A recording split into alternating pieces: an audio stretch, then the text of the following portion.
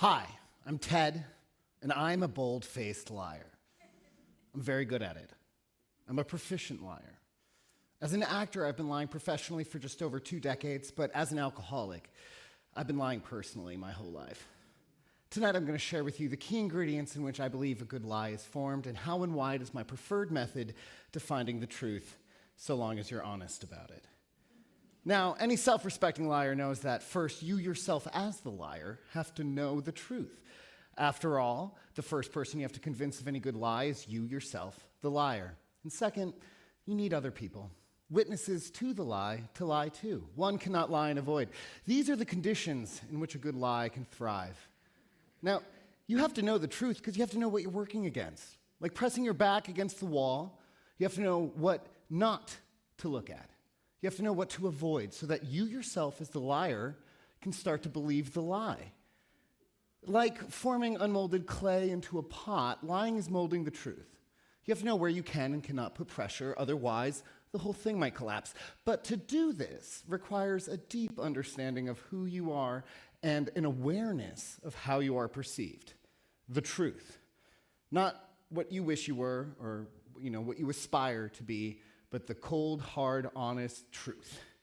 Who we are colors the lens in which we view the world, which in turn colors the way in which we lie. Like pressing tear on a scale to account for the weight of a container, we as liars have to be aware of our distance from zero and adjust accordingly. As a rampant alcoholic, I spent the majority of my life lying with abandon to everybody and my doctors without their consent. One might say I was dishonest in my lying.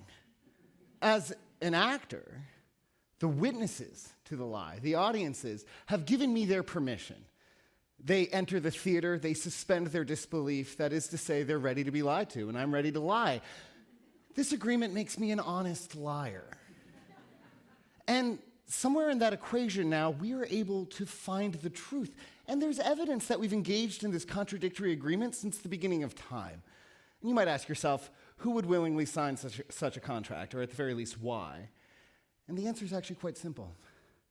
The truth is hard. We need to practice. As an alcoholic, I can tell you, I have a lot of experience with the truth being too much, too big, too bright, too hard to swallow, too much to deal with. I became a liar to survive. And to survive well, I had to avoid the truth. The truth that, in the grand scheme of things, I individually am so overly insignificant, so small, like a speck of sand on the beach, indiscernible from the next. When I began my recovery from alcoholism, I began to reframe my relationship to the truth. I learned the difference between knowing something and accepting something. Knowing yourself, accepting yourself. Knowing the truth, accepting the truth. Knowing you have a problem, accepting you have a problem. Accepting the truth requires accountability to it. And let's face it, we're all flawed human beings. Accountability requires something bigger than yourself. A community. Community is larger than you are. And to build a community, you really only need understanding. And if the truth is too much, you just have to be honest to be understood. I'll explain. My first sponsor, Arthur, had an affinity for what we would call the imponderables. These arguments about the beginning of the universe or, our purpose overall, fourth dimensional beings or God's morning routine, questions that are too big for one small person to understand, to really know the truth. And anyone who claimed to know the truth to these questions was either insane or a bold-faced liar. I remember the moment vividly. It was about 10 months into my first bout of sobriety.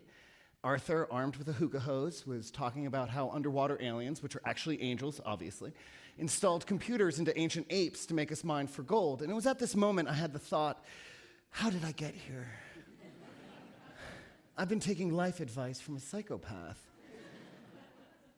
Well, it takes a certain amount of bravery to share one's truth, so, unapologetically, uncensored. And he wasn't trying to sell me on anything. If anything, he was showing me, whether he was crazy or not, if nothing else, I didn't have to settle for the truth to start being honest. and that in fact I could maybe be a good neighbor now.